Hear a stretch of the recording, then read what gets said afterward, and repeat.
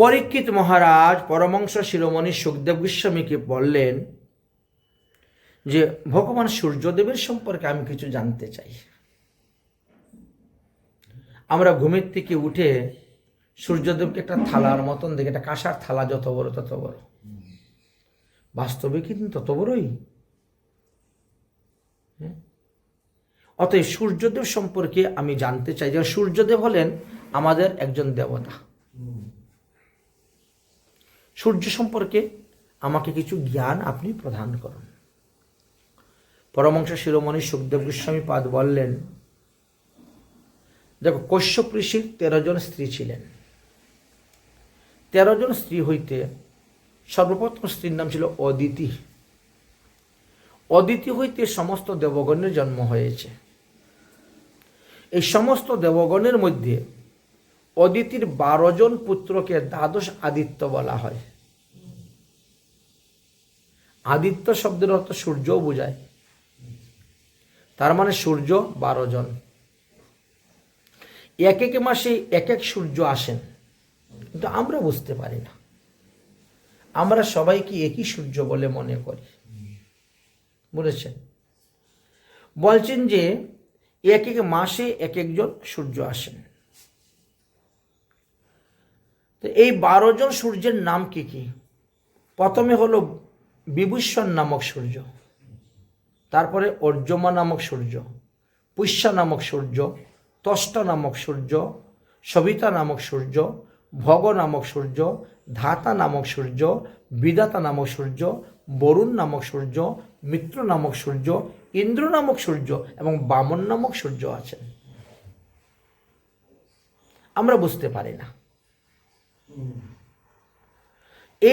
এই 12 জনকেই দ্বাদশ আদিত্য বলা হয়। কেন? এরা সূর্যের মতন তাপ দিতে সমর্থ।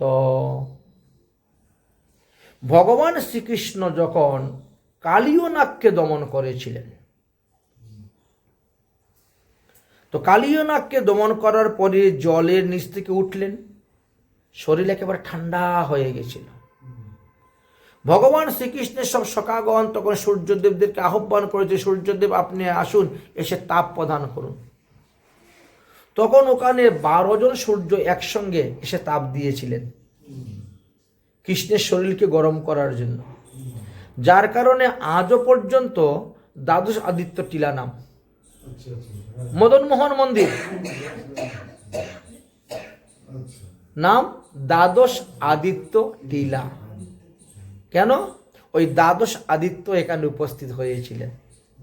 এই যে দ্বাদশের নাম বললাম, এই 12 জন। আচ্ছা, তার মধ্যে সর্বপ্রধান কে? বিভূষণ নামক সূর্য। বিভূষণ নামক সূর্য। বিভূষণ নামক সূর্য বিশ্বকর্মার কন্যা সংজ্ঞাকে বিবাহ করেছিলেন এবং সূর্যের ঔরসে সংজ্ঞার গর্ভে শ্রাদ্ধদেব নামে একটি পুত্র উৎপন্ন হয়েছিল।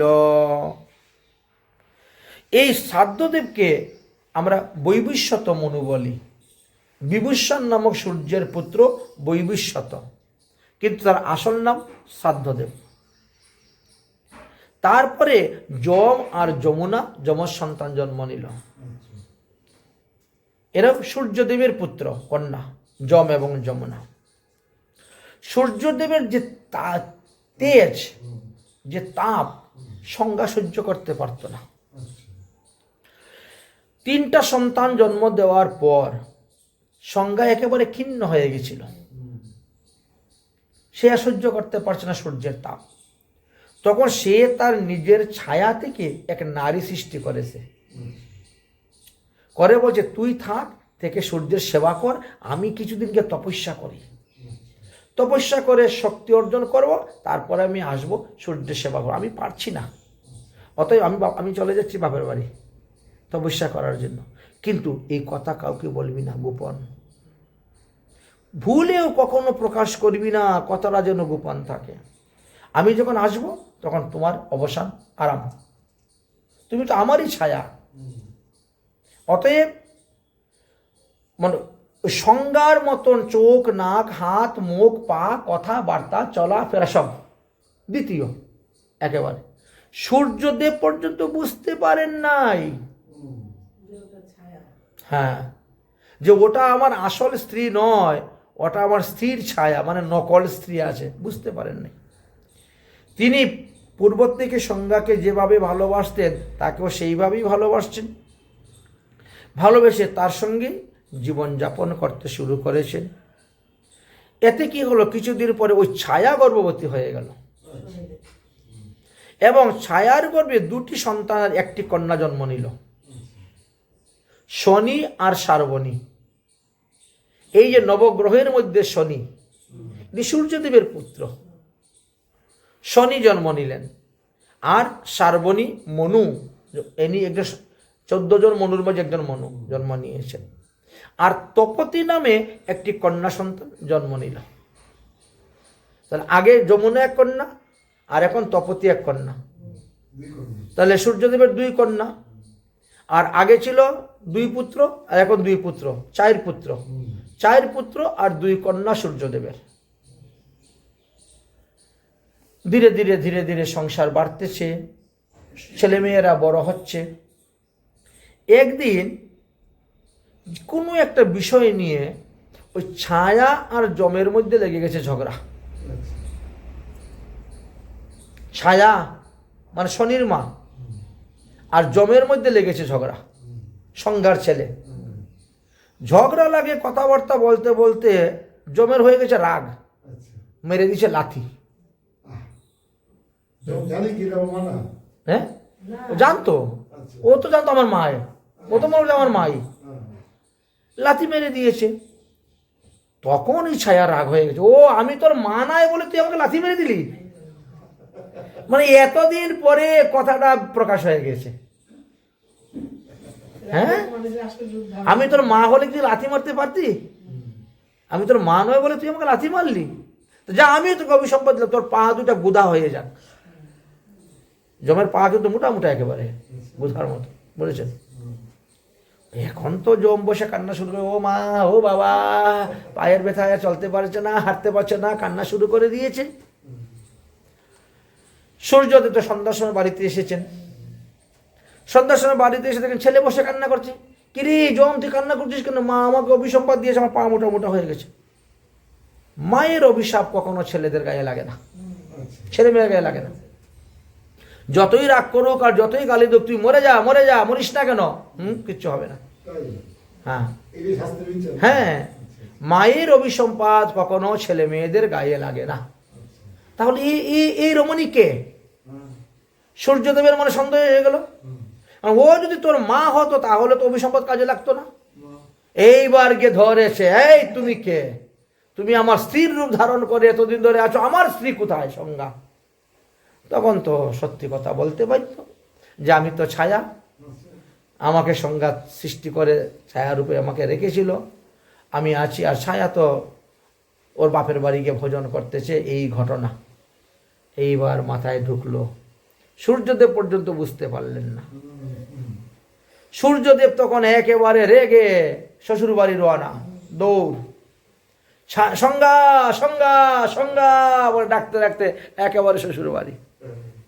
শ্বশুর বাড়ি গিয়ে সামনে গিয়ে দেখছেন বিশ্বকর্মা। জামাই বাবাটা, কি ব্যাপার এত? আপনার মেয়ে কোথায়? আমার মেয়ে তো তপস্যা করতেছে। কোথায় তপস্যা করতেছে? আরে বাবা বলবো, সব বলবো, তুমি শান্ত হও না। আমি সংজ্ঞাকে দেখতে চাই, আজ এত বছর হয়ে গেছে সংজ্ঞাকে দেখতে পাই নাই, সংজ্ঞা আমার সঙ্গে এইরকম এরকম করেছে, এই অবস্থায় সব শুরু হয়ে গেল। সংজ্ঞাকে আমি চাই। বলে সংজ্ঞা তো তোমার তেজ সহ্য করতে পারে না বলে বসে তপস্যা করতেছে তোমার তেজ ধারণ করার জন্য। তোমার এত তেজ আমার মেয়ে সহ্য করতে পারছে না, ক্ষীণ হয়ে যাচ্ছে, তোমার তেজটা একটু কমাও। সূর্য বলছে আমার তেজ আমি কমাবো কেমন করে? বিশ্বকর্মা বলছেন তাহলে আমি কমাতে পারবো। তাহলে কমিয়ে দেন, কমিয়ে দেন। বলে তাহলে বসো, আমার যন্ত্রের উপরে বসো। বিশ্বকর্মা একটা যন্ত্র আছে, ওই যে কুমাররা যে কলস টলস তৈরি করে মাটি দিয়ে, একটা যন্ত্র থাকে না চাকা, হ্যাঁ, ওর মধ্যে সূর্যদেবকে বসিয়ে ধরেছেন অস্ত্র। সূর্যদেবের যত তেজ ছিল সব কেটে কেটে ফেলে দিয়েছেন। সূর্যদেব স্বাভাবিক অবস্থায় ফিরিয়ে আনলেন সূর্যদেবকে। এবার ওই তেজ দিয়ে সবগুলো একত্র করে সুদর্শন চক্র বানানো হয়েছে। সুদর্শন চক্রের উৎপত্তি কোথার থেকে হলো? এই দেখেন, বিশ্বকর্মা তৈরি করেছিলেন, করে এটা ভগবান বিষ্ণুকে দিলেন অসুর নিধন করার জন্য। সূর্যেরই তেজ, তাহলে কোটি সূর্য সমতুল্য তেজ সুদর্শনের। তাহলে বর্তমানে সূর্যের যে তেজ আছে তার থেকে 1 কোটি বেশি তেজ তখন ছিল। প্রমাণটা এখানে পাওয়া যাচ্ছে। তাহলে এতগুলা তেজ কমানোর পরে এইবার তাহলে আমার সংজ্ঞাকে দাও, বলে সংজ্ঞা ওই দেখো ওই বট গাছের নিচে বসে তপস্যা করতেছে। দৌড়ে গিয়েছে, সংজ্ঞা সংজ্ঞা সংজ্ঞা দেখলো সর্বনাশ হয়ে গেছে রে, এখন তো উপায় নেই। সংজ্ঞা তখন কি করেছেন, একটা ঘুটকির রূপ ধারণ করে দৌড়ে পালিয়েছেন। ঘোড়া, ঘোড়া স্ত্রীলিঙ্গ, ঘুটকি, বুঝেছেন? তিনি ঘোড়ার ঘুটকির রূপ ধারণ করে দৌড়ে পালিয়েছেন। তখন সূর্যদেব ঘোড়ার রূপ ধারণ করে নিয়েছেন, ধারণ করে ওর পিছনে দৌড়তে শুরু করেছেন। সে দৌড়তে দৌড়তে দৌড়তে তার কতক্ষণ যাবে, সূর্যদেব তাকে ধরে ফেললেন, তার সঙ্গে মিলন হলো। এতে ঘুটকের নাক দিয়ে সে বীর্যপতিত হয়ে গেল, পড়ল। সেই 2টা সন্তান জন্ম নিল, যাদেরকে অশ্বিনী আর কুমার বলা হয়। হ্যাঁ, কিন্তু ঘোড়ার পেটে জন্ম হয়েছে বলে, ঘুটকির ঘরে জন্ম হয়েছে বলে দেবরাজ ইন্দ্র বলছে তাদেরকে আমি দেবতা বলে গ্রহণ করব না, দেবতা বলে গ্রহণ করব না, তোরা স্বর্গের বৈদ্য রূপে থাক, কাজ কর। যুদ্ধবিদ্যা করতে গিয়ে তো অনেকের হাত কেটে যায়, পা কেটে যায়, মাথা ফেটে যায়, তখন তার সমুদ্র মন্থন হয় নাই, তো চিকিৎসা করবে কে? এই জন্য এই অশ্বিনী আর কুমার স্বর্গের চিকিৎসা, এদেরকে বৈদ্য রূপে রাখছেন, দেবতা রূপে গ্রহণ করেন নাই। যজ্ঞের কোনো ভাগ দিতেন না, কোথায় যজ্ঞ অনুষ্ঠান হলো ইন্দ্র তাদেরকে ভাগ দিতেন না, রেখে দিয়েছেন। যাই হোক, এখন সূর্যদেবের অবস্থান বুঝাইবার জন্য সুখদেব গোস্বামী পাদ বললেন, তোমাকে আগে ভূমণ্ডলের একটা লক্ষণ ধারণা দিতে হবে। মনে করো একটা ছুলা, একটা ছুলাকে জলে ভিজাও, একদিন রাখো, তারপরে বেঁধে রাখলে অঙ্কুর বেরোয় ঠিক মধ্যখান থেকে। ঠিক তেমনি ভাবে পৃথিবীর ওই রকম মধ্যবর্তী স্থানে সূর্য অবস্থান করতেছেন, এদিকেও তাপ দিচ্ছেন, ওদিকেও তাপ দেওয়া হচ্ছে। বলছেন মটর দানার উদাহরণের সঙ্গে দিয়ে বলছেন, যেমন মটর বা ছুলার 2টি দল, 2টা হয়ে যাচ্ছে 2 দলে, তার যে মধ্যেখানে এটার নাম হলো অন্তরিক্ষ স্থান বলা হয়। সেই অন্তরিক্ষ স্থান বা সন্ধি স্থানে সূর্যদেব অবস্থান করেন। সূর্যদেব হলেন সমস্ত গ্রহগণের রাজা। সূর্যদেবের গতির কারণে আমাদের উত্তরায়ণ হয়, দক্ষিণায়ন হয়, বিষুব হয় ইত্যাদি।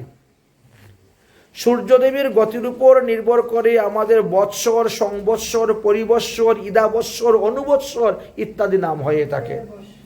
সূর্য এক এক সময় এক এক রাশিতে গমন করেন। আমাদের রাশি হলো 12টা।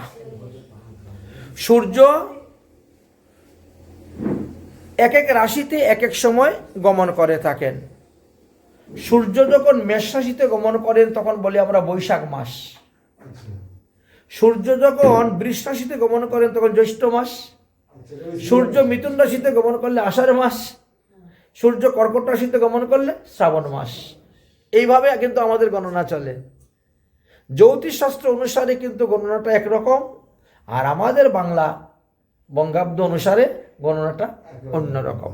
বলেছেন যেমন মনে করলেন এখন চৈত্র মাস চলতেছে, আজকে চৈত্র মাসের 2 তারিখ। এখন যদি কেউ সংকল্প মন্ত্র পাঠ করে তাহলে মীন রাশি স্থিতৌ চন্দ্রে, সূর্যে, মীন রাশি স্থিতৌ সূর্যে বলতে হবে। এতদিন আমরা কুম্ভ রাশি স্থিতৌ সূর্যে বলেছি গত 25 দিন পর্যন্ত। এখন আর নয়, এখন চৈত্র মাস ঢুকে গেছে, এই জন্য মীন রাশিগত সূর্যে সংকল্প মন্ত্র পাঠের সময় বলতে হইবে। যাই হোক, এইবার এই যে উত্তরায়ণ আর দক্ষিণায়নের কারণটাই হলো এইটা। সূর্য যখন দক্ষিণ দিকে হেলে উঠেন তখন দক্ষিণায়ন, উত্তর দিকে হেলে উঠলে উত্তরায়ণ। ওই যে ঠিক ছোলার মধ্যেখানে, ঠিক মধ্যেখানে অবস্থান করতেছেন। এই জন্য 6 মাস আমাদের দক্ষিণায়ন, 6 মাস আমাদের উত্তরায়ণ হয়। এবারে বললেন এই যে কখনো দিনমান বৃদ্ধি হয় আর কখনো রাত্রির মান বৃদ্ধি হয়, বুঝেছেন? এইগুলি সূর্যের চলার গতির উপর নির্ভর করেই হয়ে থাকে। সূর্য একদিনে, সূর্যদেব একদিনে কত কিলোমিটার পথ অতিক্রম করেন? 114,12,00,000 কিলোমিটার একদিনে। 114,12,00,000 কিলোমিটার অতিক্রম করেন। এক দিবসে সূর্য 4টা জায়গায় যান, 4 পুরীতে অবস্থান করেন। সূর্য যখন তিনার ঘর থেকে বেরোলেন, বেরিয়ে প্রথমে তিনি ইন্দ্রপুরীতে যান।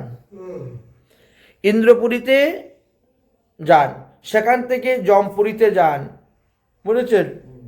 সেখান থেকে বরুণপুরীতে যান, আর তারপরে সেখান থেকে আবার তিনার নিজের জায়গা চলে আসেন। ইন্দ্রপুরী, জমপুরী, বরুণপুরী, আবার নিজের জায়গা। এই তো 4 জায়গা। হ্যাঁ, লেখেন 2.5 ঘটিকা। 2.5 ঘটিকা সময়, 2.5 ঘটিকা সময় বলতে হলে 1 ঘন্টা হয়। 24 মিনিটে 1 দণ্ড, সেই হিসাব করলে, বা 60 দণ্ডে আমাদের দিন রাত্রি হয়ে থাকে। সূর্য 15 দণ্ডেতে 2.25 কিলোমিটার যান, 25,000 কিলোমিটার। চিন্তা করছেন? এতটা সূর্যদেবের গতি, পৃথিবীতে আর কোনো জিনিসের গতি এত নেই। সূর্য এত দ্রুত বেগে চলেন, বুঝেছেন? 15 দণ্ডে সূর্যদেব 2,37,75,000 যোজন রাস্তা অতিক্রম করতে পারেন। এতে বোঝা গেল যে ইন্দ্রের পুরী থেকে জমের পুরীর দূরত্ব ততটা, জমপুরী থেকে বরুণপুরীর দূরত্ব ততটাই। এটা দেখাচ্ছেন 4টা সমানভাবে, তো এই জন্য দেখাচ্ছেন।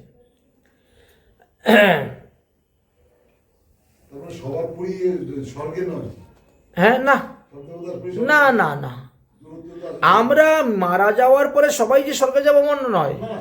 যে সূর্যের উপাসনা করে সূর্য লোকে যাবে, যে চন্দ্রের উপাসনা করে চন্দ্র লোকে যাবে, যে বরুণ লোকের উপাসনা বরুণ লোকে যাবে, যে গন্ধর্বদের উপাসনা করে গন্ধর্ব লোকে যাবে, যারা পিতৃগণের উপাসনা করে পিতৃলোকে যাবে।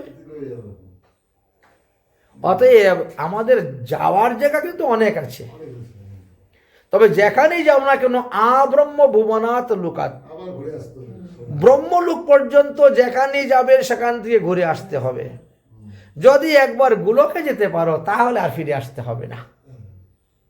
এইটা হলো শেষ সিদ্ধান্ত করলাম। সূর্যদেবের রথ সেই রকম বড়,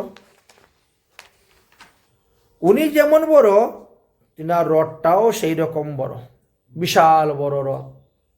রথের মধ্যে 60,000 বাল্যকিল্য মুনি থাকেন স্তুতি করার জন্য, প্রার্থনা করার জন্য তিনাকে। 60,000 বাল্যকিল্য মুনি যেখানে আছে, তার রথটা কত বড়? কেন এত বড় রথ? সূর্যদেবের ওজন তো আছে। সূর্যদেব কোন সাধারণ নয়। বলছেন আমাদের পৃথিবী হইতে 13 লক্ষ গুণ বড় সূর্য। মানে 13 লক্ষ পৃথিবী একত্র করলে যত বড় সূর্য তত বড়। অথচ দেখি আমরা একটা কাঁসার থালা, ভাবা যাচ্ছে না। হ্যাঁ, বলেছেন সূর্যদেব পৃথিবী চাইতে 3 লক্ষ গুণ ভারী, তার ওজনটা কত। এই জন্য তিনার রথটাও সেই রকম, তিনাকে টেনে নেওয়ার জন্য ঘোড়াগুলো সেই রকম। তো আমরা কেন কাঁসার থালার মতো সূর্যদেবকে দেখি? দূরের কারণে, দূরত্বের কারণে। তো সূর্যদেব আমাদের থেকে কত দূরে আছেন? 14,96,00,000 কিলোমিটার দূরে আছেন। হ্যাঁ, সব হিসাব দেওয়া আছে ভাগবতে। পরমহংস শিরোমণি সুখদেব গোস্বামী পাদে একেবারে পাই সব বলে যাচ্ছেন। বুঝেছেন? 14,96,00,000 কিলোমিটার দূরে সূর্য আছেন, তারপরেও আমরা বৈশাখ জ্যৈষ্ঠ মাসে তাপ সহ্য করতে পারি না। হ্যাঁ, একবার ভেবে দেখুন তো। সূর্যদেবের রথের যে সারথি, তিনার নাম হলো অরুণ। গরুর পাখির যে ভাই, বড় ভাই ছিলেন, গরুর পাখির বড় ভাই অরুণ দেব। সূর্যদেবের রথ টানার জন্য 7টা ঘোড়া, 7 হ্যাঁ, 7টি ঘোড়ায় রথ টেনে নিয়ে যায়। বুঝেছেন? বিশাল বড় বড় ঘোড়া, বুঝেছেন? হ্যাঁ।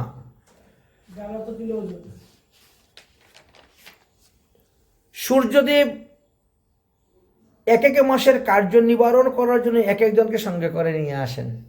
এই যে বৈশাখ মাসের কার্য নিবারণ করার জন্য সূর্যদেব কি করেন? অর্যমা, ভগবান অর্যমা নামক সূর্যকে নিয়ে আকাশ মার্গে উদিত হন। তিনার সঙ্গে পুলস্ত্য ঋষি থাকেন, আর অন্যান্য লোকেরা থাকেন, সব বর্ণনা আছে। জ্যৈষ্ঠ মাসের কার্য সমাধান করার জন্য ভগবান শ্রীহরি মিত্র নামক সূর্যকে নিয়ে উঠেন আকাশে। আষাঢ় মাসের কার্য সমাধান করার জন্য ভগবান শ্রীহরি বরুণ নামক সূর্যকে নিয়ে উঠেন। শ্রাবণ মাসের কার্য নিবারণ করার জন্য শ্রীহরি ইন্দ্র নামক সূর্যকে নিয়ে আকাশ মার্গে উঠেন। ভাদ্র মাসের কার্য নিবারণ করার জন্য ভগবান শ্রীহরি বিভূষণ নামক সূর্যকে নিয়ে তিনি আকাশ মার্গে ওঠেন। আশ্বিন মাসের কার্য নিবারণ করার জন্য ভগবান শ্রীহরি ত্বষ্ঠ নামক সূর্যকে নিয়ে আকাশ মার্গে ওঠেন। কার্তিক মাসের কার্য নিবারণ করার জন্য ভগবান শ্রীহরি বিষ্ণু নামক সূর্যকে নিয়ে আকাশ মার্গে ওঠেন। অগ্রহায়ণ মাসের কার্য নিবারণ করার জন্য ভগবান শ্রীহরি অংশু মান নামক সূর্যকে নিয়ে আকাশ মার্গে ওঠেন। এবং পৌষ মাসের কার্য নিবারণ করার জন্য ভগবান শ্রীহরি ভগ নামক সূর্যকে নিয়ে আকাশ মার্গে ওঠেন। আচ্ছা, ভগর নাম শুনেছিলেন আপনি আগে একবার? কখন বলেছিলাম বলেন তো? মনে নেই? দক্ষ যজ্ঞের সময় ভগ নামক সূর্যের চক্ষু দুইটা তুলে দিয়েছিল। কালকে যে বলেছিল, এই দেখেন ভগ, এই হলো ভগ। হ্যাঁ, উনি আমন্ত্রিত ছিলেন, আর ওখানে ওই চোখ টিপে দিচ্ছেন বলার জন্য, এই জন্য চক্ষু দুইটা তুলে নিয়েছিল ভগ নামক সূর্য। মাঘ মাসের কার্য নিবারণ করার জন্য পুষ্য নামক সূর্যকে নিয়ে ভগবান ওঠে। তাহলে পুষ্য নামে আরেক সূর্য আছেন। পুষ্য সূর্যের কি করেছিলেন? বীরভদ্র দাঁত সব ভেঙে দিয়েছিল। কালকে যে বলেছিলাম, ওই যে দাঁত বের করে হাসছিল, বৈষ্ণবের নিন্দা করতেছে আর তুমি দাঁত বের করে হাসতেছ, সব দাঁত ভেঙে দিয়েছিল। এই জন্য এই দেখেছেন। তাহলে মাঘ মাসে যে সূর্যদেব ওঠেন, এনার নাম হলো পুষ্য নামক সূর্য। আর এনাকে তখন মানুষে ওই সিন্নি বানিয়ে খেতে দেয়। আচ্ছা, ফাল্গুন মাসে যে সূর্যদেব উঠেন, সূর্যদেব উঠে পর্যমা নামক সূর্য উঠেছেন। আর এখন বর্তমানে আমাদের চৈত্র মাসে যে সূর্য আকাশ উদিত, এনার নাম ধাতা নামক সূর্য। হ্যাঁ, ধাতা নামক সূর্য নিয়ে পুলস্ত্য ঋষিকে সঙ্গে করে নিয়ে তুম্বরা ঋষি, গন্ধর্ব, এরা সবাই ওই রথের মধ্যে আছেন। আর ভগবান উঠেছেন আকাশ মার্গে কার্য নিবারণ করার জন্য। সূর্যদেবকে আমাদের কালরূপীও বলা হয়েছে, কারণ একদিন সূর্য অস্ত হলে আমাদের জীবনে একটা দিন চলে গেল। আচ্ছা, কালরূপধারী ভগবান সূর্য জনগণের ব্যবহারের যথাযথভাবে নিয়ন্ত্রণ করার জন্যই তিনি বৈশাখ মাস থেকে আরম্ভ করে দ্বাদশ মাস পর্যন্ত বিভিন্ন গণকে নিয়ে তিনি আকাশমার্গে উদিত হইয়া থাকেন। সূর্যদেব আমাদের পাপ পুণ্যেরও সাক্ষী দিয়া থাকেন। আপনি সারাদিন যা পাপ করবেন সূর্যদেব দেখতেছে, সাক্ষী দিবে। সারা রাত্রি যা পাপ করবেন চন্দ্রদেব দেখতেছেন, সাক্ষী দিবেন। আচ্ছা, আপনি ঘরের ভিতরে যে পাপ করতেছেন 10 দিক আপনার সাক্ষী দিবে। পূর্ব, পশ্চিম, উত্তর, দক্ষিণ, ঊর্ধ্ব, অধ, নৈঋত, বায়ু, 10 দিক। ঘরের ভিতরে থাকলে 10 জনের সাক্ষী দিচ্ছে। দিনের বেলা চন্দ্র সাক্ষী দিচ্ছে, সূর্য 11 জন, রাত্রিবেলা 12 জন।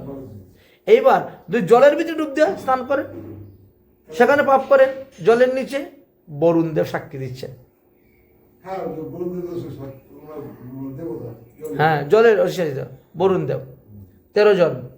আর একজন হলেন অগ্নিদেব, অগ্নিও সাক্ষী দেন আমাদের। এই 14 জন হলো আমাদের সাক্ষীদার। আমরা কখন কি করছি না করছি সব কিন্তু ওখানে কি সাক্ষী দিয়ে দেন, বলা হয়ে যায়, লেখা শুরু হয়ে গেল। এই জগতে তো কোনো কিছু করলে তো ঘুষ টুস দিয়া সাক্ষীটাকে এদিক সেদিক করে দেওয়া যায়। হ্যাঁ ভাই, তোকে এত টাকা দিব বলিস না। হ্যাঁ, কিন্তু ওখানে তো ঘুষের কাজ চলবে না। ওই 14 জনের মুখ আপনি ঘুষ দিয়ে বন্ধ করতে পারবেন না, বুঝেছেন? বিশাল ব্যাপার। তাই বলছেন এই 14 জন হলেন আমাদের সাক্ষীদার, অতএব সাবধান পাপ করতে। এইবার বলছেন দেখো, চন্দ্র আমাদের দেবতা, সূর্য আমাদের দেবতা, জল আমাদের দেবতা, পবন আমাদের দেবতা, ভূমি আমাদের দেবতা, তাই না? এইভাবে করে 33 কোটি দেবতা আমাদের আছেন।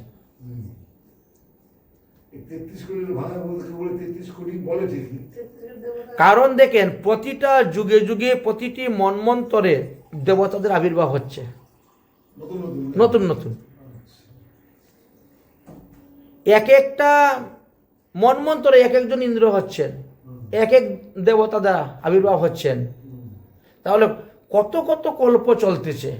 এই দেবতারা কি আবার আগের মন্বন্তরে জন্ম নেয় নাকি না? নাও নিতে পারে, এরা আবার এর কর্ম অনুসারে পৃথিবীতে এসে জন্মগ্রহণ করে। আচ্ছা, বুঝতে পেরেছি। আবার পৃথিবীর মানুষ আবার দেবতা হয়ে গিয়ে জন্মগ্রহণ করতেছে। আচ্ছা, এই কারণে দেবতা 33 কোটি আছে। এখন যে সমস্ত বিধর্মীরা বিভিন্ন জায়গায় দেখো আমাদের দেবতা মূর্তি ভাঙতেছে, ইউটিউবে দেখা যাচ্ছে, তো পারবে চন্দ্রকে ভাঙতে? থাকবে কোথায়? পারবে সূর্যকে? পারবে জলকে? বলে আমি জল খাবো না, হিন্দুদের দেবতা জল, আমি জল পান করবো না। হিন্দুদের দেবতা সূর্য, অতএব সূর্যের আলো যেন আমার গায়ে না লাগে। হিন্দুদের দেবতা চন্দ্র, আমি আকাশের দিকে তাবরা চন্দ্রমুখ দেখবো না। হিন্দুদের দেবতা বাতাস, অতএব বাতাস গায়ে রাখতে পারবে? তো ওদের হয়তো সংবিধানে আছে, আবার যারা ধর্ম মুসলমানই হলো, হ্যাঁ, ওদের হয়তো সূর্য অন্য কিছু বলে, বা ওদের দেবতা সূর্য বলেছেন। হিন্দুদের হ্যাঁ, সূর্য, ওদের কিছু আছে। ঠিক তেমনি ভাবে সম্ভব নয়। এই যে পঞ্চলোকপাল, ক্ষিতি অপ তেজ মরুদ্ভূম, পঞ্চলোক, চন্দ্র সূর্য জল বরুণ ভূমি আকাশ, এই 5টা ছাড়া কোনো জীব বাঁচতে পারবে? কোনো কিছু নেই আলাদা কিছু। হ্যাঁ তাহলে সেটা হিন্দুদের হয়ে গেল। হ্যাঁ, এই 5টা ছাড়া তো কেউ বাঁচতেই পারবে না, সম্ভব নয়। এই জন্য এদের সেই সমস্ত জ্ঞানের অভাব, এই জন্য আসরিক বুদ্ধি এদের। যাই হোক, সূর্যদেবের শ্রেণীবিভাগের কথা বলার পরে বললেন সূর্যদেব থেকে 2000 যোজন দূরে দূরে এক একটা গ্রহ অবস্থান করতেছে। আমাদের গ্রহ 9টা নবগ্রহ। এই গ্রহদের উপরেও ভগবান দায়িত্ব দিয়েছেন, তাদের একটা দায়িত্ব আছে, কাজ আছে। এবার মানুষের জন্মছকের কোথায় কোন গ্রহ বসলে কি প্রভাব হয় সেগুলো জ্যোতিষশাস্ত্রতে দেওয়া আছে। হ্যাঁ, কখনো কোন গ্রহের যদি বক্র দৃষ্টি হয়, ক্রুদ দৃষ্টি হয়, অশুভ হয়, তাহলে আপনার জীবনে এই প্রভাব পড়বে। এবং সেই প্রভাব থেকে মুক্তি লাভের উপায় কি? গ্রহ শান্তি, গ্রহ পূজা ইত্যাদি দিয়েছেন। তারপরে কি করলেন? সপ্ত স্বর্গের কথা আলোচনা করলেন। হ্যাঁ, আমাদের স্বর্গ 7টা আছে। ভূ, ভুব, জন, তপ, সত, মহ, এইভাবে যাচ্ছে আস্তে আস্তে স্তর। হ্যাঁ, 7টা স্বর্গ আর 7টা পাতাল। এই তো 7 দুগুণে 14 ভুবন। হ্যাঁ হ্যাঁ হ্যাঁ, 7টা আছে। এখন যে যে যেই ধরনের কাজকর্ম করবে তিনি সেইখানে যাবেন। হ্যাঁ, স্বর্গেরও তো স্তর আছে, স্তর অনুসারে তিনি যাবেন। আবার কর্ম অনুসারে সপ্ত পাতালতা জন্ম হইতে পারে। আমরা যেভাবে পৃথিবীতে বাস করতেছি ঠিক তেমনিভাবে ওই পাতালেও লোক বাস করে ওইভাবে, ওরকম ব্যবস্থা আছে। মানে যত বললেন আমাদের পৃথিবীর তলে, বুঝেছেন, আমাদের পৃথিবীর তলে আমরা প্রথমে পেলাম অতল, হ্যাঁ অতল, অতল বিতল সুতল এসব, হ্যাঁ, তো অতলে ময়দানবরা বাস করে, দানব। দানব, বিরাট বড় বড় অসুরেরা, এরা 56 প্রকার মায়াবিদ্যা জানে, যখন যে রূপ ইচ্ছা ধারণ করতে পারবে। আচ্ছা এদিকে গেলে নিম্নগামী হবে জন্ম। হ্যাঁ, ওদিকে ঊর্ধ্বগামী, তো। ঊর্ধ্বগামী। তা আমরা কি জানি না এক প্রকার মন্ত্র এরা 56 মন্ত্র জানে নিম্নগামী হয়। তারা তারা ওই পিতু মহারাজ যখন রাজা ছিলেন বিদ্যমান, হ্যাঁ। ওই সময়ে পৃথিবী দেবী তো গাভীর রূপ ধারণ করেছিলেন, হ্যাঁ। করে বলছিলেন যে যার যেটা দরকার আমার কাছ থেকে চেয়ে নাও, আমি দিয়ে দিব। আচ্ছা। ওই সময়ে ওরা নিয়ে নিল 56 প্রকার মায়াবিদ্যা, আর সেই থেকে তাদের কাছে মায়াবিদ্যাটা আছে, 56 প্রকার মায়াবিদ্যা। আচ্ছা, তাহলে অতলে কে থাকে? ময়দানবের পুত্র মহা অসুরগণ অবস্থান করতেছেন। তারা 56 প্রকার মায়াবিদ্যা জানে। ওই মায়াবিদ্যার দ্বারা তারা যখন যে রূপ ইচ্ছা সেই রূপ ধারণ করতে পারে, বুঝেছেন? সেই অতলই থাকবে কিন্তু উপরে উঠতে হবে না কোথাও। না, এটা ওইটাই হ্যাঁ, ওইখানে। আচ্ছা, আচ্ছা। ওদের রাজ্যে থাকতে হবে। হ্যাঁ। বাইরে আচ্ছা। ওরা উপরে এখানে আসতে, পৃথিবীতে আসতে পারে না। হয়তো কেউ আসতে পারে, এমনও আছে, না যে নয় এমন নয়, সেই রকম, হ্যাঁ, কচিত। আচ্ছা, তো বলছেন ওখানে তারা অবস্থান করছে। এই অতলের আরো নিচে আছে বিতল, অতলের নিচে বিতল আছে। ওখানে আবার হাটিকেশ্বর নামক একটি স্থান আছে। ওখানে মহাদেব তার ভূত পেরত পিচাস কাচাস ডাকিনী জুকিনী তাল বেতাল সব নিয়ে আছেন, ওদেরকে নিয়ে। আচ্ছা। এই পৃথিবীতে ভূত প্রেরতের সংখ্যা কমে গেছে, তো এরা ওখানে গিয়ে অবস্থান করতেছে, বুঝেছেন? বিতলের নিচে হলো সুতল। সুতলে কিন্তু ওই প্রহ্লাদের নাতি এখনো আছেন, বলি, হ্যাঁ, তিনি অবস্থান করেন। বিরোচনের পুত্র বলি তিনি অবস্থান করতেছেন। কেন? আগামী মন্বন্তরে তিনি ইন্দ্র হইবেন, এর জন্য তিনি অমর হয়ে গেছেন, বুঝেছেন? 1 মন্বন্তর কাল পর্যন্ত তার মৃত্যু নেই। তাই 1 মন্বন্তর তো মৃত্যু হলো না, তারপরে আরেক মন্বন্তর রাজত্ব করবেন, ইন্দ্র হয়ে যাবেন, রাজত্ব করবেন। এবার পেলাম আমরা অতলের নিচে সুতল। সুতলের নিচে হলো তলাতল। ওখানে ত্রিপুরাসুর নামক ময় দানবরা বাস করেন, বুঝেছেন? এই ময়দানব এটার মানেটা কি? ময় মানে কি? জানো তো বুঝলাম না। ময়টা কে? জানো কি যুক্তি?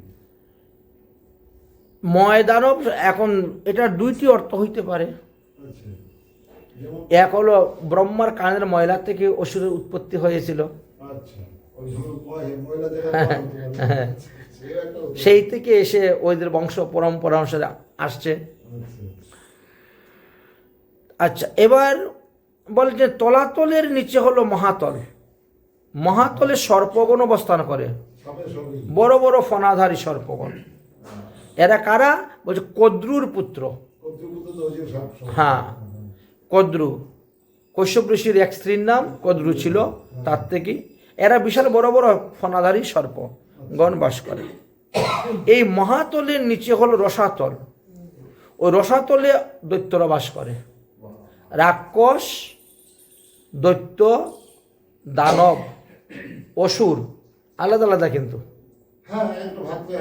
হ্যাঁ, তাহলে নিচে কোনো মানুষের জন্ম নেই না, মানুষের কথা লিখাই নেই। দানব, অসুর এসব সব। হ্যাঁ, এরা সবাই আছেন। আচ্ছা, বা এখানে যারা ওইরকম কর্ম করতেছে, যা ওখানে যা, খারাপ করলে নিচে যাবে, নিচে যা। ভালো করলে উপরে যাবে। হ্যাঁ, আর আমাদের উপরে এবার বলে সবার নিচে, রসাতলের নিচে হলো পাতাল। পাতা। কিন্তু পাতালেও মহাভয়ঙ্কর সর্পরা বাস করে, সহস্র সহস্র ফনাধারী সর্পগণও এখানে বাস করতেছে। হ্যাঁ, সহস্র সহস্র ফনাধারী সর্পগণ সেখানে বাস করতেছে। 3টা 5টা ফনাদায় থাকলে লোকে কাঁপে। পাতালের একেবারে শেষ মূলদেশে অনন্তনাগ বাস করতেছেন। হ্যাঁ, শঙ্কর্ষণ বিষ্ণু অনন্তনাগ তিনি অবস্থান করতেছেন। হ্যাঁ হ্যাঁ, তিনি এই পৃথিবীকে মস্তকের উপর ধারণ করে একটা শস্য দানা তেনার কাছে মনে হচ্ছে। তাহলে তিনার কতটা শক্তি, কতটা প্রভাব এবং চিন্তা করেন। যিনি পৃথিবীটা একটা আমাদের মাথার মধ্যে শস্যদানা একটা পড়ে থাকলে কোনো অনুভবই হবে না যে মাথা একটা শস্যদানা আছে, সেই রকম ভাবে ওনার। তো এইভাবে আলোচনা করলেন সপ্তস্বর্গ, সপ্তপাতাল, নবগ্রহ আর সূর্যের শ্রেণী বিভাগ করলেন। এত কিছু শোনার পরে